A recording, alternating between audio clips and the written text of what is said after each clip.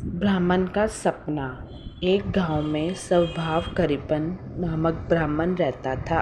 वह घर घर जाकर भिक्षा मांगता और भिक्षा में प्राप्त अन्न से अपना जीवन निर्वाह किया करता था। भिक्षा में हमेशा उसे गेहूं का आटा ही मिलता था, जिसमें से वह थोड़ा भाग खाता और शेष को एक घड़े में भरकर घड़े को रस्सी की सहायता से एक खूंटी पर टांग दिया करता था। ये कहानी एक प्रेरणादायक कहानी है, जिससे हमें प्रेरणा क्या मिलती है। आइए हम देखते हैं कि ब्राह्मण का सपना, कि अपने सपनों को हकीकत में बदलने के लिए हमें उस पर मेहनत करनी पड़ती है। चाहे थोड़ी करिए, चाहे ज़्यादा करिए, थोड़ी थोड़ी करके हम इसको आगे बढ़ाते हैं अपने सपने को। उसके बाद वह खूंटी पर लटके घड़े के नीचे ही अपनी खाट लगाकर सोया करता था। खाट पर लेटे लेटे वह तब तक उस घड़े को देखता रहता था जब तक उसे नींद नहीं आ जाती थी। एक रात वह सोते सोते सपना देखने लगा। अब देखते हैं कि वो इस सपने में क्या देखता है, क्योंकि है सपने से नाम से ही पता चलता है कि जैसे हम बोलते हैं कि हमारा कोई सपना हो, हम ये बने वो बने, लेकिन उसके लिए हमें ज़रूरी नहीं है कि हमें शॉर्टकट ही मिले, हमें उससे थोड़ी थोड़ी मेहनत करके आगे बढ़ जाएं। सपने में उसने देखा कि उसका घड़ा गेहूं के आटे से पूरा भर गया है। वह काल का समय है। इस अवसर का लाभ उठाकर उसने अपना गेहूं का आटा अच्छे दाम में बेचकर कुछ धन कमा लिया। उस धन से उसने 2 बकरियां खरीद ली। ये सब वो सपने में देख रहा है। धीरे धीरे बकरियों की संख्या बढ़ने लगी। उसके पास बकरियों का झुंड हो गया। बकरियों को बेचकर उसने 2 गायें खरीद ली। फिर गाय का दूध बेचने लगा। यानी कि वो सपने को बढ़ता हुआ देख रहा है, लेकिन हकीकत में नहीं। उसके बाद वो क्या, दूध बेचकर हुए लाभ से उसने कुछ भैंस खरीद ली और फिर कुछ घोड़ों का व्यवसाय प्रारंभ कर लिया, जो दिन दूनी रात चुगनी तरक्की कर रहा था। और उसके पास धन धान्य की उसे कोई कमी नहीं रह गई। वह आलीशान कोठी का मालिक हो गया और गांव का एक धनवान सेठ बन गया। गांव के लोग उसका बहुत सम्मान करने लगे और हर उससे अपनी रूपवती कन्या का विवाह करने के लिए भी आतुर थे, यानी कि बेचैन थे। एक रूपवती ब्राह्मण कन्या देखकर उसने विवाह कर लिया।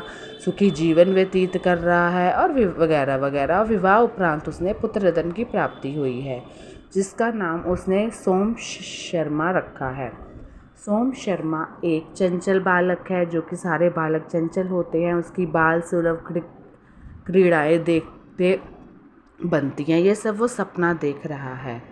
उसके बाद एक दिन वह घुड़सा की दीवार पर बैठा अपने पुत्र सोम शर्मा की बाल क्रीड़ा देख रहा है। तभी सोम शर्मा अपनी माँ की गोद से उतरकर उसकी ओर आने लगा है।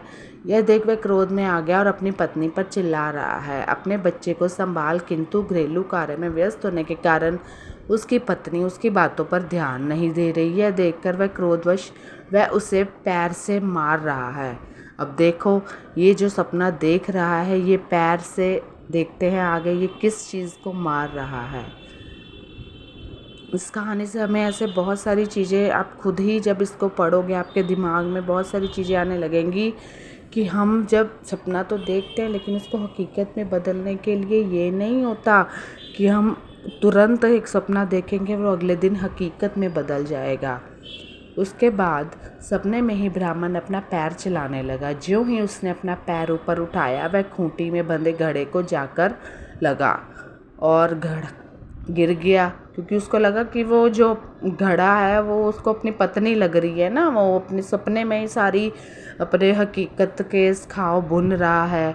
घड़ा चकनाचूर हो गया। गेहूं का आटा ज़मीन में गिर गया, क्योंकि कुछ बचा के रखना तो हमारा कर्तव्य है। एक कुछ चीज़ें को हम यूज़ करते हैं, पैसा खर्चते हैं, तो उस कुछ को शेष भी बचा कर फ्यूचर के लिए रखना पड़ता है। ब्राह्मण ने सपने में जो हवाई किले बनाए थे वो भी टूट कर बिखर गए, क्योंकि सपने तो आखिरकार सपने होते हैं। सपने को सच हम लोगों ने करना है। जैसे मर्जी करें, धीरे धीरे करें, बहुत तेज़ी से करें, ये हमारे पे है। सीख वही कि टूट गया सपना, ये शेख चिल्ली के समान हमें हवाई किले नहीं बनाने चाहिए कि सपने में तो हम एक भयानक सपना देखते हैं, इतना बुरा सपना देखते हैं कि हम कहीं से गिर गए। आप भी देखते होंगे, या हमें किसी ने पकड़ लिया, या हम किसी गाय भैंस ने पकड़ लिया, हम गिर गए, तो बहुत भयंकर भयंकर सपने देखते हैं। लेकिन अचानक से जब हमें होश आता है, वही होश जो है, उसी होश से हमें एक प्रेरणा मिलती है कि हमें वो मेहनत करनी है, हमें सपने देखने हैं। क्यों नहीं देखने, हमें सपने देखने हैं, क्योंकि वो भी हमारा धर्म है, हमारा अधिकार है। और अगर हम सपने देखेंगे ही नहीं तो उसको पूरा कैसे करेंगे। धन्यवाद। Take care.